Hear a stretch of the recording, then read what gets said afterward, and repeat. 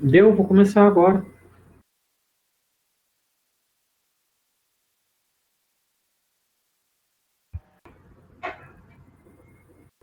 É que eu estou esperando o slide terminar de converter.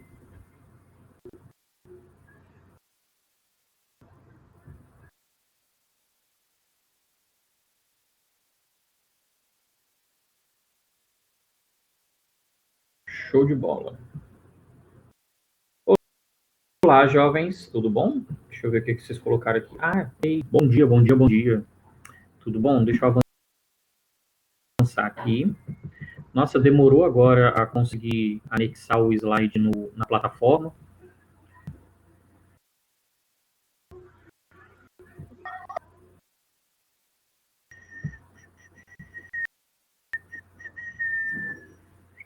Lembrando que nós vamos fazer uma atividade daqui a pouquinho, tá? Eu vou colocar para vocês umas questõezinhas que eu fiz no Google Forms para vocês, que eu coloquei no Google Forms.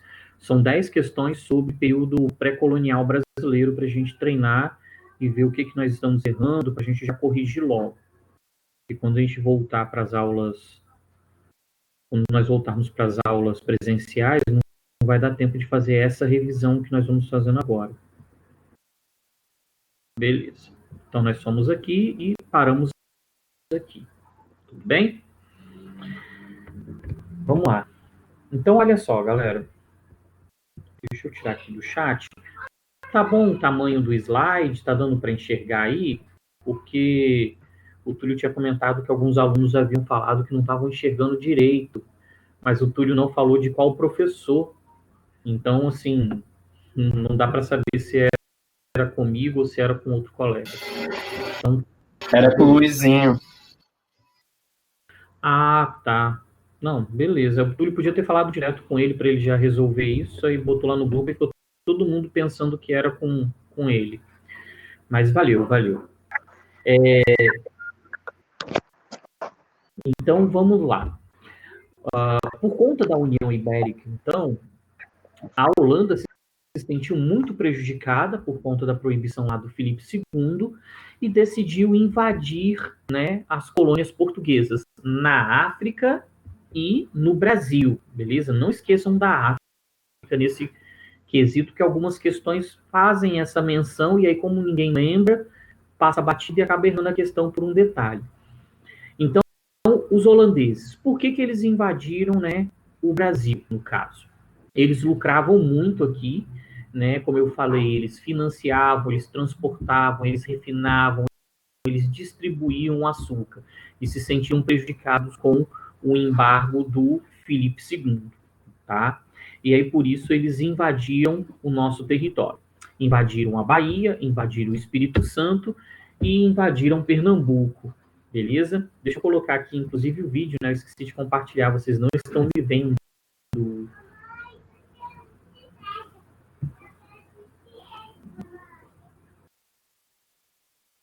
Valeu. Se por um acaso o Vicente estiver fazendo barulho e estiver atrapalhando vocês, vocês me falam aí, porque ele está no outro quarto, coitadinho. Aí eu deixei ele lá preso, lá mais ou menos, então daqui a pouquinho ele pode começar a lamentar o cárcere privado dele. Vamos lá.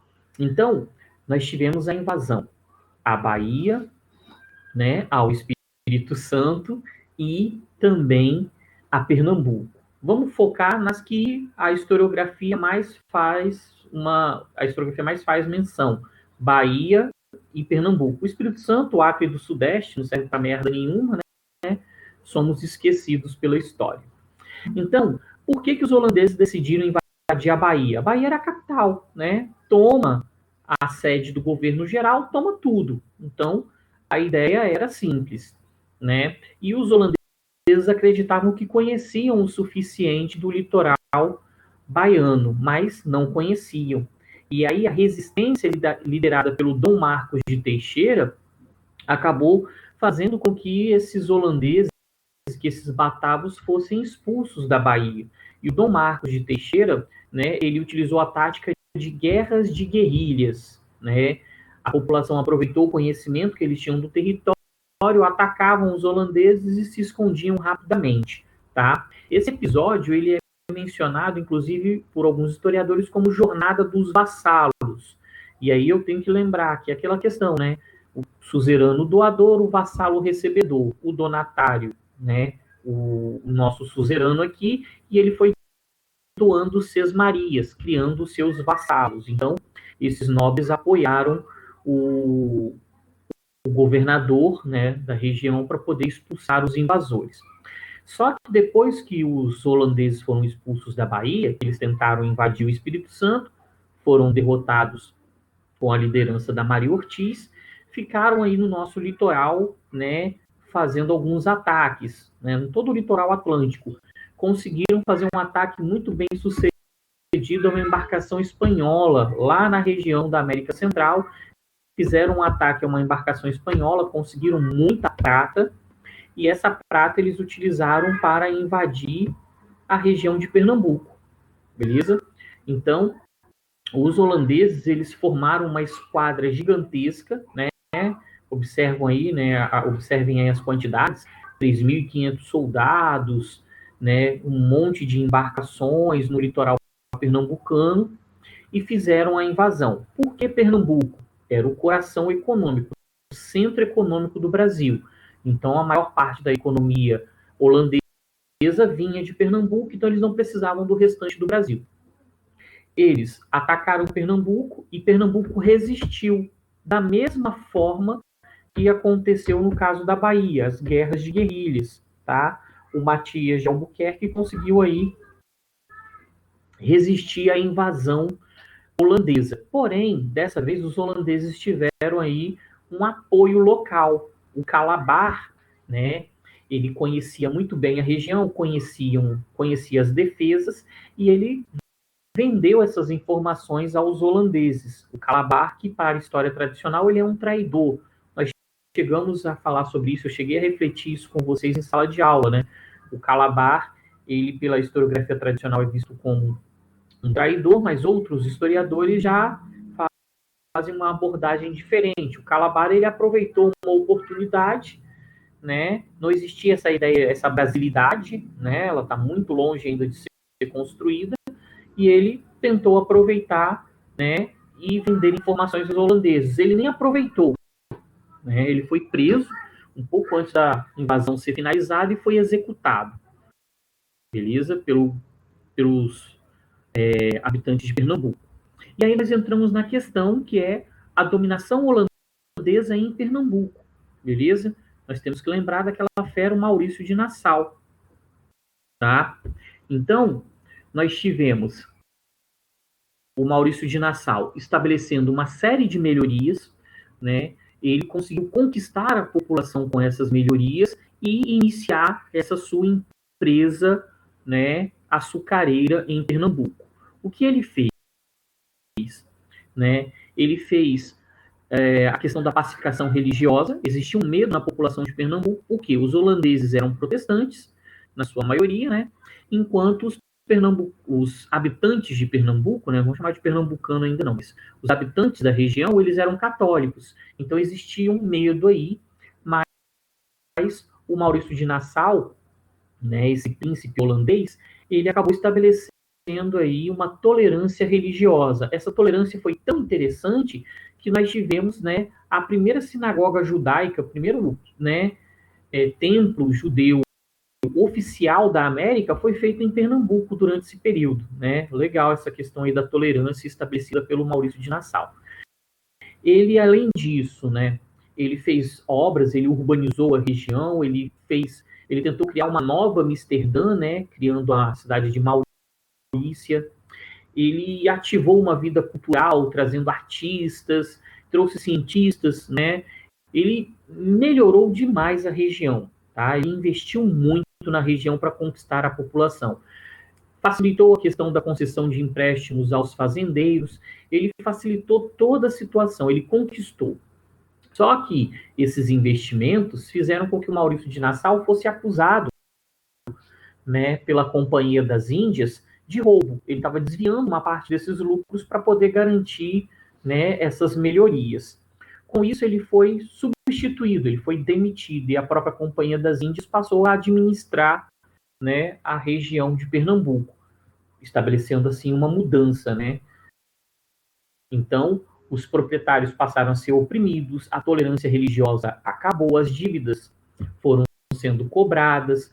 Toda essa situação aí foi criando um desgaste muito grande. E por conta desse desgaste, dessa oposição entre a população de Pernambuco e a Companhia das Índias, nós tivemos, né, a expulsão desse grupo, tá? A insurreição pernambucana. Essa insurreição pernambucana foi um movimento bem interessante, porque foi um movimento onde nós percebemos a participação de vários grupos, né? Não só da elite, mas a participação de nativos, de negros, né? Então nós temos aí o João Fernandes, que era um senhor de engenho entre a liderança, o Henrique Dias, que era negro, o Felipe Camarão, índio, o André Vidal, que era filho de português. Então vários grupos se uniram para expulsar os holandeses. Na época que nós falamos sobre isso em sala de aula, eu ainda falei para a gente pensar na conjuntura. A Holanda estava numa conjuntura muito ruim. A Holanda havia sido derrotada pela Inglaterra durante a República de Cromwell, por conta da questão, né, do Oliver Cromwell ter estabelecido os atos de navegação, só a Inglaterra poderia transportar produtos para o seu território, né, ou o próprio país de origem. Isso criou um embate com a Holanda, uma guerra. Alguém está querendo falar? Pode falar.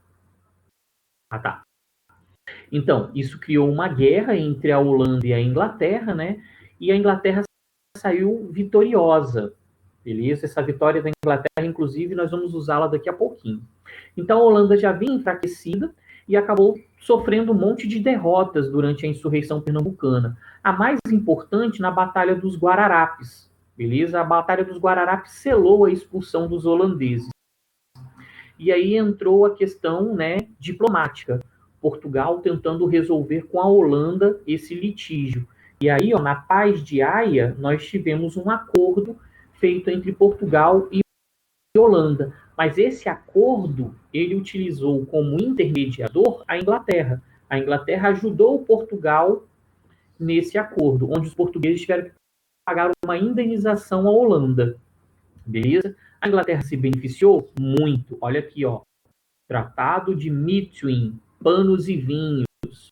Logo após a Inglaterra ter ajudado Portugal, né, na Paz de Haia, no acordo com a Holanda, os portugueses tiveram que assinar o Tratado de Methuen, né, panos e vinhos, onde os tecidos ingleses entravam no território português e a Inglaterra comprava toda a produção de vinho portuguesa, tá? Esse acordo era muito interessante à Inglaterra, balança comercial favorável inglesa. O tecido era muito mais caro que o vinho, tá bom? Alguma dúvida até então, meus lindos? Se tiver, manda no chat ou abre o microfone e fala aí, não deixa isso no seu coraçãozinho, não. Vamos avançar mais um pouquinho, né?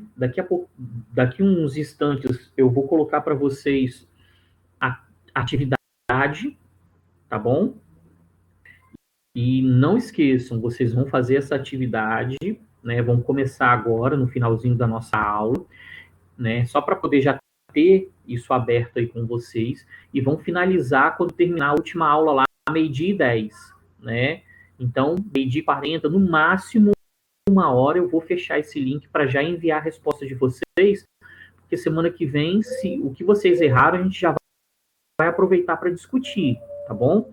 E aí, semana que vem, nós vamos fazer um de Brasil, né, sobre esse tema aí de economia açucareira, sobre esses assuntos de governos gerais e tudo que nós já trabalhamos. Eu vou tentar toda a aula colocar aí pelo menos 10 questõezinhas para a gente estar vendo como que foi, né, a aceitação dos conteúdos, se deu certo, se aprendemos tudo, tá bom?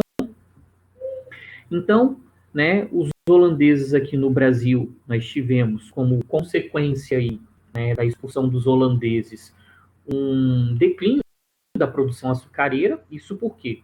Os holandeses, quando eles foram expulsos aqui do Brasil, eles foram para a região das Antilhas, né, na América Central. Lembram da Melissa? Melissa, né, ela se casou, tá para se casar com um rapaz lá da região né, das Antilhas, da Holanda, né, na América Central, Curaçao.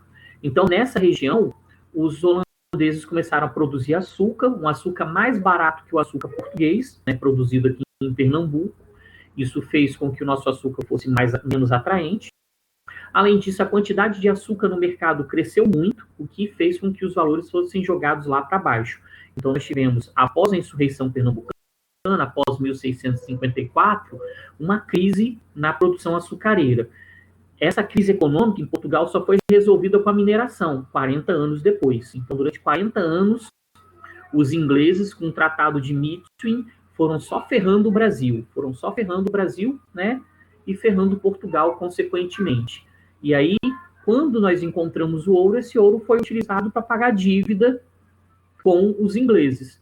Por isso que tem uma citação do Hobsbawm, né, onde ele afirma que a Revolução Industrial, né, na era das revoluções, a obra dele, que a Revolução Industrial ela foi patrocinada pelo Brasil. O ouro de Minas Gerais patrocinou a Revolução Industrial inglesa. Nós já falamos sobre isso. Bem, vamos avançando aqui, futuro do Brasil. Beleza.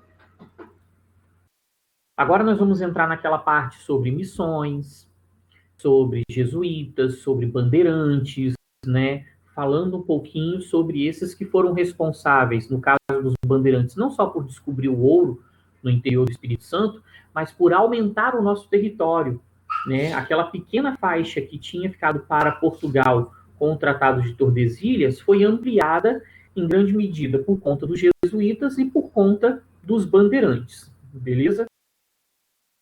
Bem, missões. As missões, elas foram estabelecidas pelos jesuítas, tá bom? A Companhia de Jesus, ela foi criada em 1534 pelo Inácio de Loyola, para tentar devolver um pouco o prestígio da Igreja Católica. Nós estamos falando do período da Contra-Reforma. Esses jesuítas, então, eles assumiram uma missão importante, né? As almas que a Igreja Católica havia perdido na Europa seriam recuperadas na América com os jesuítas através do trabalho da catequização. E esse trabalho, ele utilizava essas missões ou reduções, beleza? Que eram agrupamentos, né, jesuíticos que tinham como objetivo catequizar o nativo. Então, eles pegavam, por exemplo, no Espírito Santo, né? A nossa principal redução ficava lá na terra de Marquesa, lá em Anchieta. Então, lá em Anchieta, nós tivemos uma redução importante, uma missão importante no Espírito Santo. Os índios eram retirados dos outros cantos do Espírito Santo, levados para Anchieta, convertidos e devolvidos à sua região. Beleza? Então, essas missões foram importantes. E os jesuítas, eles não respeitavam o Tratado de Tordesilhas. Eles acabavam invadindo a parte espanhola, né, da América do Sul, que foi ampliando aí as terras, né, para os portugueses. Tá bom? Daqui a pouquinho nós vamos falar do Alexandre de Gusmão e da ideia do ut possidetis. Quem usa tem posse. E isso só foi possível porque os jesuítas não respeitaram o Tratado de Tordesilhas e tomaram posse, né, de terras que pertenciam a Portugal, à Espanha, perdão.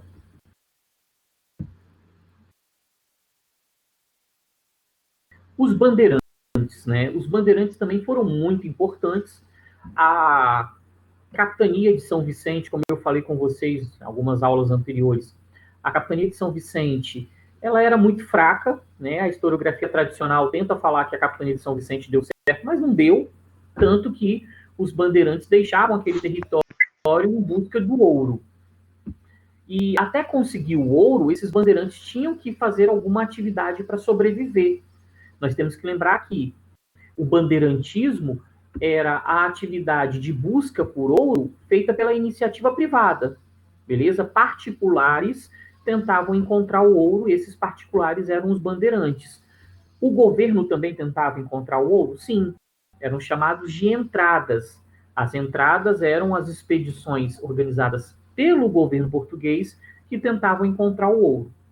Mas o bandeirantismo, ele também não respeitou o Tratado de Tordesilhas, principalmente durante a União Ibérica, tá? Durante a União Ibérica nós tivemos uma ampliação desses bandeirantes no território espanhol. Eles acreditavam que na parte espanhola eles encontrariam ouro, não na parte portuguesa, né? E também a escravização indígena, né? Os espanhóis, eles autorizavam o trabalho compulsório através da mita e da encomienda. Então, os bandeirantes aproveitaram para escravizar os índios aqui no Brasil, ampliando bastante a utilização dessa mão de obra, né, através de nativos. E quais eram as atividades complementares desses bandeirantes? Além da prospecção, acompanha aqui, né, que era busca por metais preciosos, nós tínhamos também o apresamento, a escravização de índios, o sertanismo, né, por contrato, que era a questão da captura de negros fugidos ou a destruição de quilombos. Aqui, ó, nós temos a imagem de Domingos Jorge, que destruiu o quilombo dos Palmares, e as monções, que era o bandeirantismo de comércio. Eles utilizavam os rios para levar produtos para todos os cantos possíveis. Então, as monções, o sertanismo, a prospecção e o apresamento fizeram com que os bandeirantes criassem várias vilas no território espanhol na América do Sul, desrespeitando o Tratado de Tordesilhas, o que beneficiou os portugueses no aumento, né, do nosso território, principalmente com o Tratado de Madrid de 1750, beleza? A gente está dando esses links aí da matéria mais à frente, porque nós já estudamos isso aqui é só uma revisão. Vocês são monstros diferenciados, já sabem acompanhar tudo isso aí, beleza? Bem, lindos, vamos lá.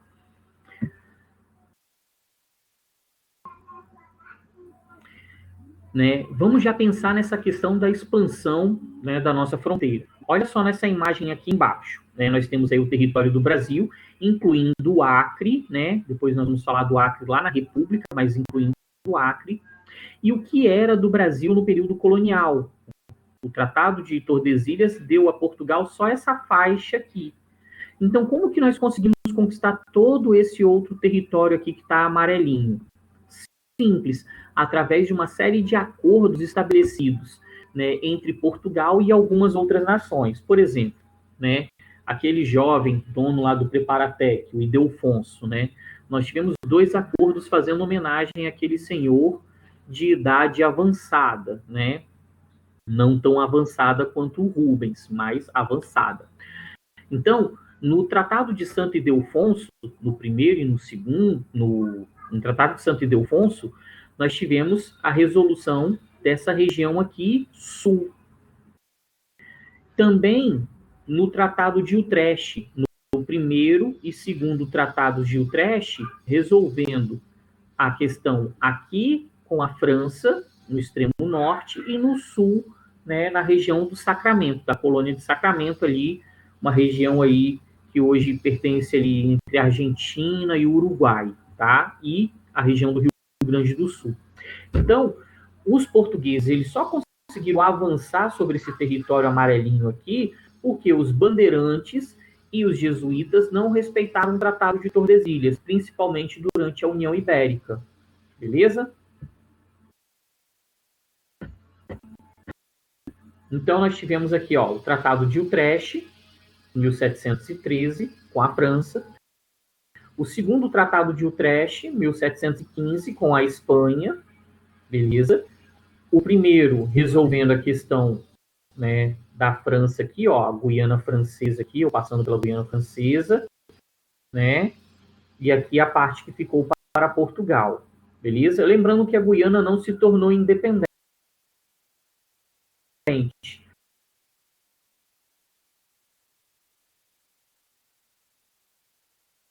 Então, tá sem grana, quer ir à França, pega um busão e vai até, né, o limite, tornou independente. E ó, com a Espanha de Sacramento, a região sul. Beleza? Então, os tratados de Utrecht resolveram norte e sul. Depois disso, vale a pena a gente observar, né, o principal tratado, o Tratado de Madrid. O Tratado de Madrid, através da ideia do uti possidetis, quem usa tem posse, né, acabou ampliando muito o nosso território. Né? Volta aqui, ó, vejam o Brasil antes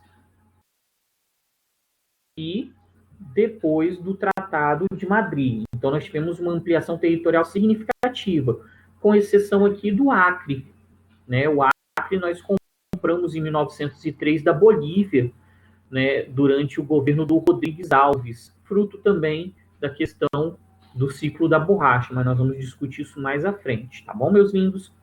Então, o nosso território ele foi muito ampliado graças aos bandeirantes e, né, os jesuítas.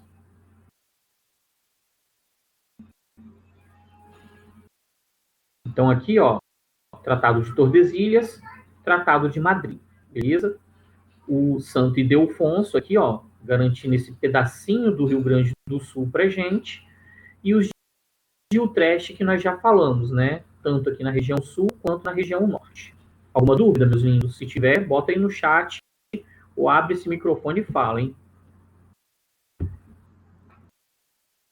Sobre a questão da mineração, né? Como eu falei com vocês hoje quando falamos de sociedade açucareira, nós tivemos a construção de duas sociedades durante essa fase colonial. A sociedade açucareira e a sociedade do ouro, tá? Com algumas mudanças interessantes. Por exemplo, fazendo um contraponto, aproveitando logo a entrada nesse tema, né, e nosso tempo para essa discussão tá finalizando.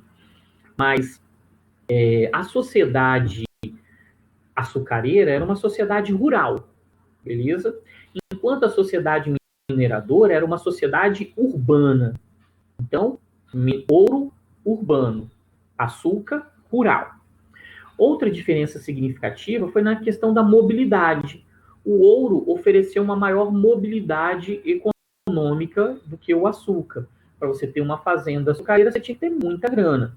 Agora, na mineração, não. Se você tiver sorte, né, pegou um pequeno lote ali, uma pequena data, você vai, encontra ouro e enriquece. Então, deu uma maior mobilidade. Beleza? Então, uma sociedade um pouco mais dinâmica, um comércio interno um pouco mais intenso com a mineração, né, essas trocas, a Bahia produzindo muito alimento e vendendo em Minas Gerais, o ouro sendo transportado pelo Rio de Janeiro, e o Espírito Santo, ferrado. Né? O Espírito Santo virou uma barreira verde durante esse período da mineração. E aí, vamos lembrar, né? Os bandeirantes, eles encontraram ouro no interior do Espírito Santo, beleza? Eles quiseram uma exclusividade da atividade de prospecção, coisa que Portugal não ofereceu, e aí nós tivemos uma guerra, a Guerra dos Emboabas, que nós vamos falar nas revoltas nativistas. Os emboabas, né, os forasteiros, venceram, e aí os bandeirantes continuaram aí para o interior tentando encontrar ouro. A partir da Guerra dos Emboabas, nós tivemos então o Espírito Santo perdendo o seu território, uma boa parte do seu território, e virando aí uma barreira verde para proteger a região mineradora. Então o Espírito Santo ficou estagnado durante essa fase da mineração. A única coisa que tinha no Espírito Santo, os únicos investimentos que aconteceram no Espírito Santo, foram os canhões que foram colocados ao longo do nosso litoral para proteger o Espírito Santo de qualquer invasor. Né? Estradas foram proibidas de serem construídas, navegar os rios para o interior também foi proibido. Então, o Espírito Santo ficou num ostracismo aí durante essa fase. A Bahia e o Rio de Janeiro se favoreceram bastante durante esse período, tá bom? Bem, depois que nós tivemos a criação da Intendência das Minas, com a Guerra dos Emboabas, né, o governo português começou a distribuir as datas, os lotes, né, e cobrar os impostos, 20%. Nesse período, né, os portugueses eles perceberam que o contrabando era muito intenso. Né? Nós temos a questão da história dos santinhos de pau oco, que os mineradores utilizavam para desviar uma parte do ouro. Então, o que aconteceu? Né? Para tentar evitar esse contrabando, o governo português, em 1720, acabou estabelecendo, acompanha aqui, ó, as casas de fundição. Inclusive, a criação dessas casas de fundição acabou dando origem, né, à revolta de Filipe dos Santos, ou revolta de Vila Rica. Né? O Filipe dos Santos não aceitou isso, nós vamos discutir também nas revoltas nativistas. Só que o ouro que era encontrado aqui no Brasil era o ouro de aluvião, um ouro superficial. A nascente vai expelindo pequenos né, gotinhas de minerais, né, por isso ouro preto, né, vinha cheio de mineral escuro junto com o ouro. Eles iam se acumulando nas partes baixas do rio, e aí era fácil extrair esse ouro. Como era fácil extrair esse ouro, rapidamente ele foi se esgotando. Mas não pensem que a quantidade de ouro que foi extraída aqui foi pequena. Não, foi gigantesca a quantidade de ouro. Beleza? Alguns historiadores chegam a afirmar que nós retiramos de Minas Gerais, né, do interior do Espírito Santo, mais ouro do que a Espanha tirou de toda a sua América Espanhola. Tá? Uma quantidade enorme de ouro existia ali em Minas Gerais. Eram toneladas e toneladas. Quando essa questão, né, da mineração começou a se esgotar, o governo português não aceitou isso e acabou estabelecendo uma cota por município. Beleza? Acompanha aqui no finalzinho, né? Cada município tinha que pagar em impostos 100 arrobas, né, de ouro. Algo aproximado de 1.500 quilos de ouro de impostos por ano, cada município. Beleza? Os municípios que não conseguiam bater essa meta, esse valor ele ia sendo acumulado, motivo para a insurreição, né? Insurreição não, perdão, para a Inconfidência Mineira. Beleza? A galera que já está antenada já vai lembrando disso, tá? Então, essa questão de estabelecer uma cota de ouro para cada município acabou favorecendo a Inconfidência Mineira. Beleza? Alguma dúvida, meus lindos? Não? Então tá. Vamos fechando aqui na consequência da mineração, e aí eu vou colocar a atividade para vocês começarem a responder, tá bom? E terminarem até 1h da tarde. Consequências da mineração, né? Nós tivemos a mudança do nosso eixo econômico, o nosso eixo era em Pernambuco, agora em Minas Gerais, beleza? Da mesma forma que mudou o eixo econômico, mudou também a questão dos escravos. O Nordeste brasileiro, entrando em crise, começou a vender os seus escravos para a região de Minas Gerais para a extração de ouro, beleza? Nós tivemos uma sociedade construída, como eu falei com vocês, com um caráter urbano. A população cresceu muito durante essa fase da mineração. Muitas pessoas vieram para o Brasil para tentar se aventurar. Muitas pessoas abandonaram as suas capitanias para tentar também enriquecer. O Espírito Santo sofreu muito com isso. Eu não sei se eu cheguei a mencionar isso com vocês, mas o Espírito Santo teve uma inversão. Durante esse período minerador, o Espírito Santo se tornou uma sociedade matriarcal. Os homens abandonaram suas famílias e foram para Minas Gerais para tentar enriquecer. E aí as mulheres tiveram que assumir as suas famílias aqui no Espírito Santo, né? O que sempre traz aquele incômodo. Tanto como que uma região como o Espírito Santo, que teve heroínas como Luísa Grimaldi, a Maria Ortiz, teve uma sociedade, né, matriarcal, né, liderada por mulheres, tem um índice tão grande de violência contra as mulheres, né? Uma coisa que incomoda. A gente precisa pesquisar mais sobre esse assunto.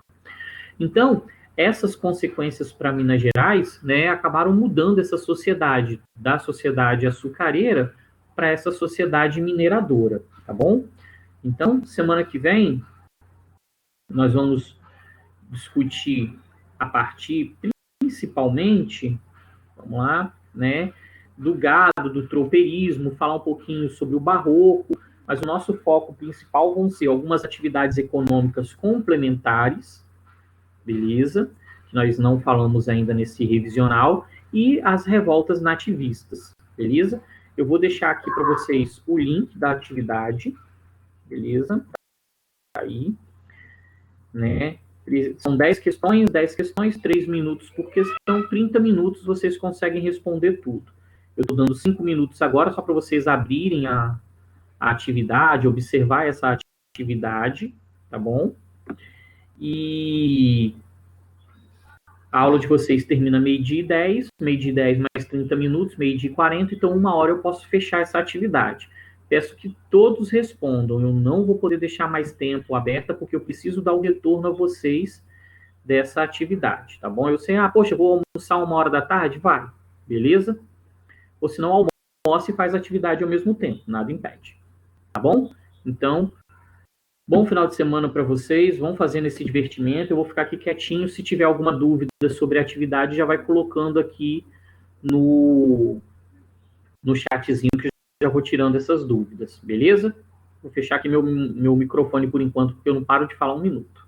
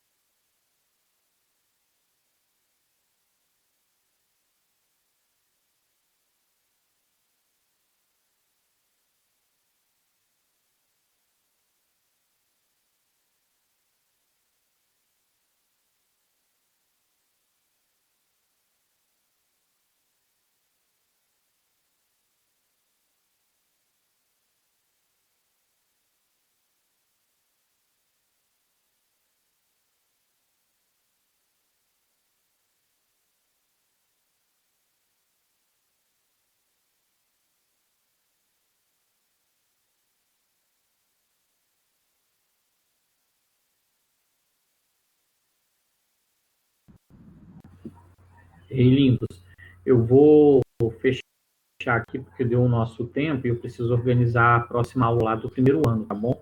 Qualquer coisa, entre em contato, tá? Não esqueçam de enviar a atividade quando terminar aí, tá bom? Um abraço a todos, bom final de semana e até semana que vem.